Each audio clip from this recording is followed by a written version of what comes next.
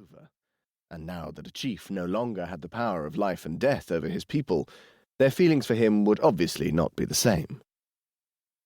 "Well, all I can say," Lord Hinchley remarked as he sipped his brandy, "is that if I have to travel back in the Royal George with His Majesty, I shall lie down in my cabin and drink myself insensible until we reach Tilbury." "It will be calmer on your return," the Duke said automatically, as if he was thinking of something else. "And as the King is a good sailor, he will expect you to be on your feet, telling him how much the Scots appreciated his visit." "The question is, will they?" Lord Hinchley asked. "I blame Walter Scott for inspiring the monarch with this urgent desire to come to Edinburgh. If the Scots have any sense, they will cut him down with their claymores and stick their dirks into him." The Duke did not speak, and Lord Hinchley continued. "My grandfather served in the Cumberland army, which took part in the Battle of Culloden. His description of the manner in which the Scots were massacred and the cruelties inflicted on the survivors afterwards should make any Englishman think twice before he braves the vengeance which is undoubtedly still seething in their breasts." "It was a long time ago," the Duke remarked. "I would not mind betting you that they have not forgotten," Lord Hinchley replied. "I think you're right about that." "Of course I am right," Lord Hinchley said positively. "All barbaric people have their feuds, their vendettas, their curses, which are carried on from generation to generation." "You are very voluble on the subject," the Duke remarked. "When His Majesty told me I was to come here as an advance guard and see that he was properly received when he arrives in Edinburgh, I took the trouble to mug up some of the facts about Scotland and the Scottish."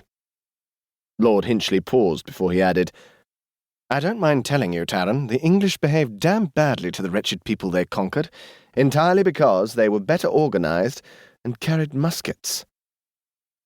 The Duke did not reply, and after a moment Lord Hinchley said, "My grandfather used to relate to me when I was a small boy how the clans were mown down at Culloden, as they marched hungry and wet after a night in the open, across bad terrain, their chiefs leading them straight into the gunfire." The Duke rose to his feet with what was an angry gesture. "For God's sake, William, stop trying to make my flesh creep about battles that happened long before we were born. We have both been pressured into coming on this accursed voyage, and the quicker we do what we have to do and return home, the better." There was so much anger in the Duke's voice that his friend looked at him curiously. Then he said, "I had the idea that this, in fact, is your home." He saw the Duke's fingers clench as if he had touched him on the raw. Then, because he was extremely fond of his friend, he said in a soothing tone, "Have another drink. There is nothing like good French brandy to make the world seem a pleasanter place." The Duke filled his glass from the crystal decanter that had a broad, flat bottom so that it would not fall off the table with the roll of the ship. As he felt the fiery liquid seeping through his body, he knew that instead of soothing him and bringing him some comfort, it merely accentuated his anger and apprehension at what lay ahead.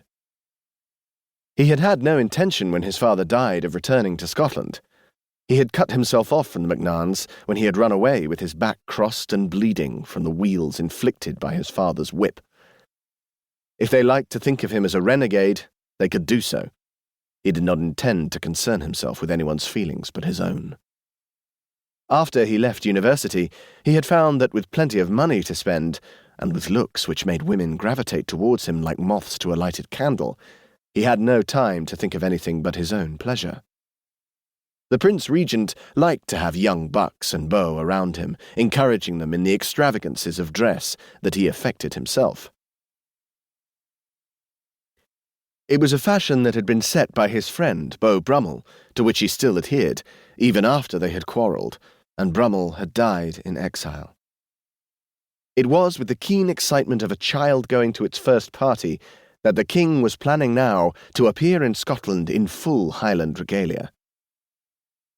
He had ordered those who were to be in attendance on him in Edinburgh to wear their tartans, and finally to lead their clans at an enormous review that was to take place on the Portobello Sands on Friday the 23rd of August. The Duke had not thought for a moment that he would be expected to be present, but the King had made it quite clear that he must be there.